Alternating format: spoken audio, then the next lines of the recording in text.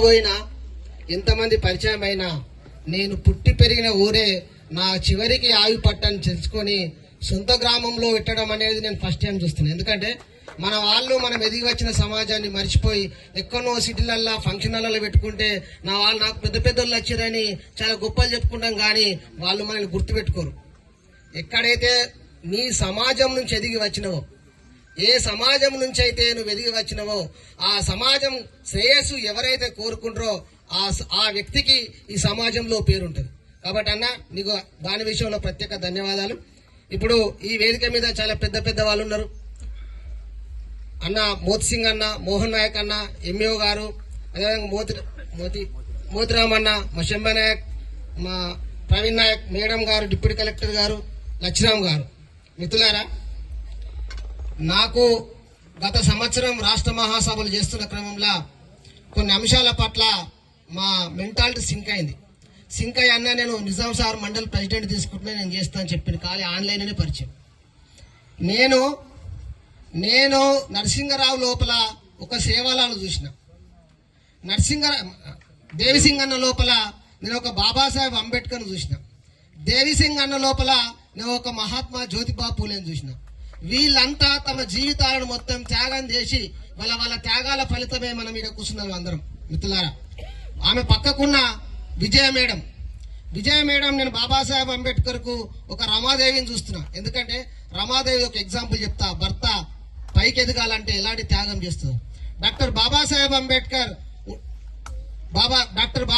అంబేద్కర్ విదేశాల్లో విద్యను కంప్లీట్ చేసుకొని ఇండియా తిరిగి వస్తుంటే బాంబే విమానాశ్రయంకు ఆమెను చాలా మంది తోలుకొని పోయినప్పుడు ఆమె కొంగు కప్పుకొని ఉంటది. బాబాసాహెబ్ అంబేద్కర్ అప్పటి నుంచి చూస్తాడు, కొంగు ఇంటికి వచ్చేదాకా కూడా కొంగు తీయది. రమ ఎందుకు నువ్వు కొంగు కప్పుకొని ఉన్నావు?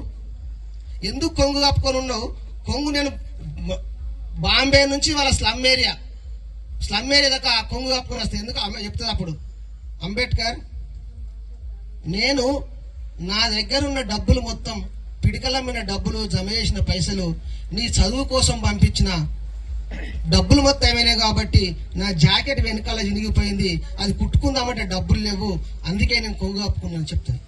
మరి ఎందుకు కొంగు కప్పుకున్నా, ఎందుకు కుట్టించుకోలేవంటే, నేను జాకెట్ కుట్టించుకోకపోతే నా ఒక్కదాని కొంగు కప్పుకుని బతకచ్చు. కానీ ఈ భారతదేశంలో కొన్ని వేల సంవత్సరాలుగా విద్య లేక, చదువు లేక, జ్ఞానం లేక వెనుకబడిన తరగతులకు నేను జాకెట్ కుట్టించుకోవడం పర్లేదు, కానీ నీ చదువు ఆగిపోవద్దని నేను డబ్బులు పంపడం వల్లనే ఇంతమంది భారతదేశంలో ఎస్సీ ఎస్టీలు చదువుకోగలుగుతారు. కాబట్టి నేను వాళ్ళ కోసం, వాళ్ళ త్యాగం కోసం నీకు నేను డబ్బులు పంపి ఉన్నానని చెప్పి. మిత్రులారా, ఏదైనా సమాజంలో ఎదిగి వచ్చిన మూలాలు మర్చిపోయిన వాడు ఎప్పటికీ మనవాడు కాదు. ఎదిగి వచ్చిన మూలాలు, మనం ఎక్కడి నుంచి వచ్చినాం, ఎక్కడి నుంచి పెరిగినాం, మన తాత ఎవరు, మన తండ్రి ఎవరు, మన మూలాలు ఎక్కడున్నాయి, ఆ మూలాలు గుర్తించకుండా మన సమాజం ఉద్యోగం రాగానే పట్టణాలకు పరిమితం అవుతున్నాం. మనము మన తండాల నుంచి, మన గ్రామాల నుంచి మన కమ్యూనికేషన్ ను కట్ చేసుకుంటున్నాం. మనం ఎక్కడి నుంచి వచ్చినా మన సమాజంలో నెలకొక్కసారి బాబాసాహెబ్ అంబేద్కర్ చెప్తారు, pay back to the society. ఏ సమాజాన్ని అయితే నేను నమ్ముకున్నానో, ఏ సమాజంకి అయితే నేను వందల సంవత్సరాలు పోరాటం చేసి రిజర్వేషన్ ఒక రథాన్ని తయారు చేసి పెట్టినో, ఆ రథాన్ని ముందుకు లాగుతారనుకున్న నా ఉద్యోగస్తులు, ముందుకు లాగకుండా విడిచిపెట్టి, ముందుకు లాగకూడదు వాడు పక్కకు పెడితే ఉండ రథాన్ని వెనుకకు లాగుతున్న ఒక ఆవేదన ఉంది. కాబట్టి మన మీద బాధ్యత ఉద్యోగస్తులు మన మీద బాధ్యత ఉంది. కాబట్టి మన ఎన్నుకున్న సమాజాన్ని మనం డెవలప్ చేయాల్సిన అవసరం ఉంది, వాళ్ళకి టైం కేటాయించాల్సిన అవసరం ఉంది.